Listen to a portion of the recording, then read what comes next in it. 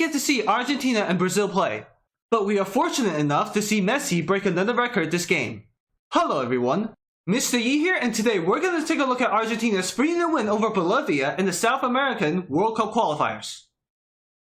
With Emiliano Martinez, Lo Celso, Buendia, and Christian Romero returning to the UK, Scaloni made 4 changes to his lineup against Brazil.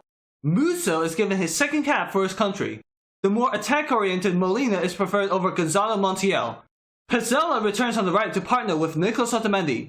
Papu Gomez fills in the left midfield position with Paredes, De Paul, and Di Maria. In front-wise, it's once again the 2 usual suspects, Mr. Lionel Messi and Lautaro Martinez. Bolivia, without their high-altitude home advantage, is an easy opponent to deal with, especially when considering the overall quality and intensity of the South American qualifiers. In fact, Bolivia already failed to achieve an away victory in its last 59 qualifying games. Let's also remember, even with home advantage, they were defeated 2-1 by Scaloni's men thanks to Lautaro Martinez and Joaquin Correa. As expected, Bolivia defended with a 5-3-2 formation and seldom created any chances throughout the game. Argentina's performance throughout the game was extremely noticeable. They managed over 70% possession and outshot the visitors by 24-7. If it hadn't been for Lampe's efforts and Lautaro's mediocre finishing, Messi definitely won't be the only person on the scoreboard. Compared to his rather disappointing performance against Venezuela, Angel Di Maria's performance in this game was very considerable. The Paris Saint-Germain midfielder showed everyone how good he is with 2 key passes and 3 successful dribbles. His partnership with Messi today were some of the most enjoyable moments in this game. Defensively, Di Maria also supported his team with 1 clearance, 1 interception, and 3 tackles. Bolivia gave the ball away in the midfield frequently owing to their poor quality and Argentina's aggressive pressing. This gave Argentina plenty of possession in Bolivia's half with little concern of being hit on the counter. And the reward came in the 14th minute thanks to Mr. Lionel Messi. This goal started out with Leandro Paredes winning the ball off Henry Vaca before passing the ball to Messi, allowing the number 10 to put his country into the lead from his trademark position after a clever nutmeg. With that goal, Messi equaled Pele's record of being the top national team goalscorer in South America with 77 goals. For now. Argentina continued the pressure on Bolivia after taking the lead, but they were unable to extend their lead due to Lautaro's miss and a little bit of luck. Bolivia got their best chance of the game in the 44th minute when De Paul played an awful back pass that fell for Vaca, but the latter didn't even put his attempt on target. And that was the end of the first half. Having taken a 1-goal lead, Argentina started out the second half calmly as expected. Some players began testing Lampe from distance with their long-range efforts, but we ran into some trouble seeking that final pass or finish. Scaloni's response was to replace Papu Gomez with Joaquin Correa. Within minutes of the substitution, Messi gets his second goal after a series of 1-2s with Martinez. With this goal, the now Paris Saint-Germain number 30 is the all-time leading national team goalscorer in South America with 78 goals. With victory in grasp, Scaloni took off Di Maria and Martinez as usual for Nicolas Gonzalez and Angel Correa.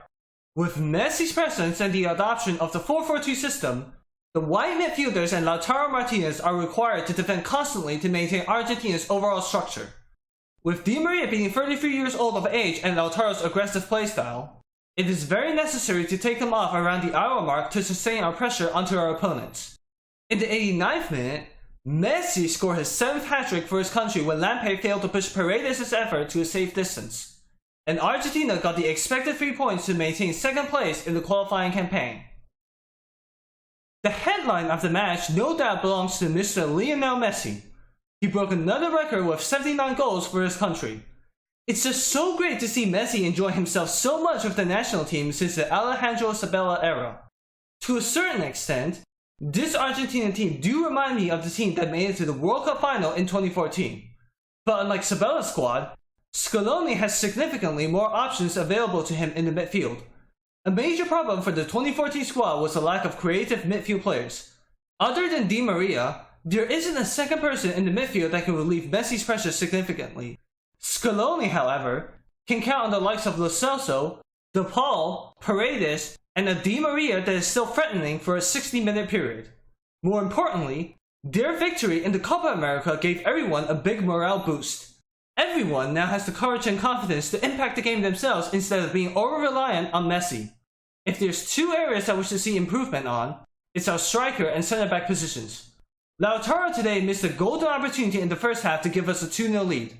The Inter Milan forward has a great tenacity that all of us love, but his finishing in the moment is not comparable to top strikers such as Harry Kane and Robert Lewandowski.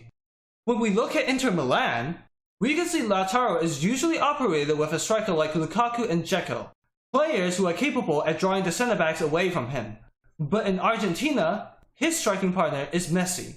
Hopefully, Lucas Alario can be given some more opportunities in the future. A tall and physical number 9 is always a great plan B for any team when they run into trouble. A second problem I would like to address to is another reliable center-back to partner with Christian Romero. Nicolas Otamendi's performance recently has been superb, but his personality can be a problem if he's unable to control himself at certain moments. Pizzella today also conceded some unnecessary throw-ins and corners that can be costly against tougher opponents. But all in all, I am very satisfied with Argentina's performances in the past 2 games, particularly in our attacks. It's just such a big shame that our game against Brazil was suspended, or else it would give Scaloni a much better direction on how he should improve this team in the future. So please leave your thoughts and suggestions in the comment section down below. I'll do my best to respond and improve myself. Thank you for watching. I need you to listen, I need you to hear, and don't show any fear. I've been flying from town to town, from London to Taiwan. I've been all around the globe trying to protect your soul.